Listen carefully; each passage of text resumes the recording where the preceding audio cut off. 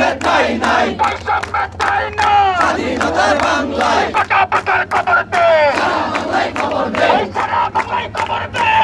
বিভিন্ন চাকরির ক্ষেত্রে যে 56%, বিশেষ করে আরও অনেক চাকরির ক্ষেত্রে পোষ্য কোটা সহ 80 থেকে 82% অনেক কোটা রয়েছে। সেই কোটার বিরুদ্ধে আমাদের আন্দোলন কোনো বিশেষ শ্রেণীর বিরুদ্ধে আমাদের আন্দোলন না।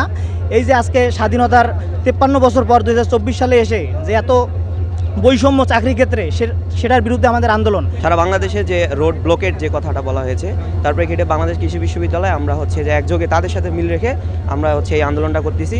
আমরা হচ্ছে যে আশা করি যে আমরা সারা বাংলাদেশের সাথে একত্রে এই আন্দোলন যদি করতে পারি, অবশ্যই সরকার এটা মানতে বাধ্য। কোটা প্রথা নিয়ে আবারও 2024 সালে আদালত কিভাবে রায় দিতে পারে, যেটা সরকার সংসদে দাঁড়িয়ে বলেছে যে কোটা প্রথা সম্পূর্ণরূপে বাতিল। আপনি আবারও দেখেন এই যে আমাদের যে কোটা প্রথা দিচ্ছে 30% মুক্তিযোদ্ধা কোটা, আরও সম্পূর্ণ মিলে 56% প্রথম এবং দ্বিতীয় শ্রেণীর কোটায়, এটা সম্পূর্ণ সাংবিধানিক সাংঘর্ষিক এটা আমরা মনে করি সিদ্ধান্ত।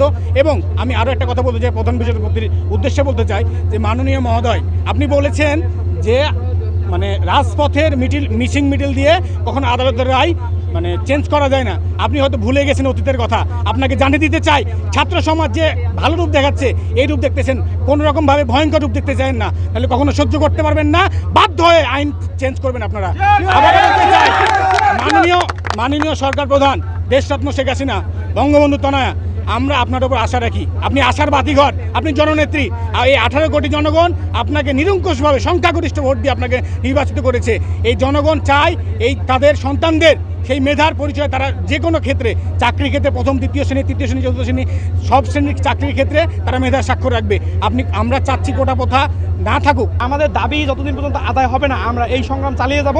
এবং আমরা আমাদের যে দাবি, অর্থাৎ আমাদের যে সংবিধান আছে, এই সংবিধানের যে সমতার কথা বলা হয়েছে, এই সমতা যতদিন পর্যন্ত অর্জিত হবে না, ততদিন পর্যন্ত আমরা আমাদের যে ছাত্র সমাজ আমরা রাজপথে থাকবো। ইতিমধ্যে আপনারা দেখেছেন একটি বিক্ষোভ মিছিল করেছি এবং পরবর্তীতে আমরা ঢাকা ময়মনসিংহ মহাসড়ক ব্লকেট করে দিয়েছি, ঢাকা ময়মনসিংহ ট্রেন সড়ক ব্লকেট করে দিয়েছি। এবং আমরা আজকে থেকে এক দফায় এক দাবিতে আন্দোলন করছি।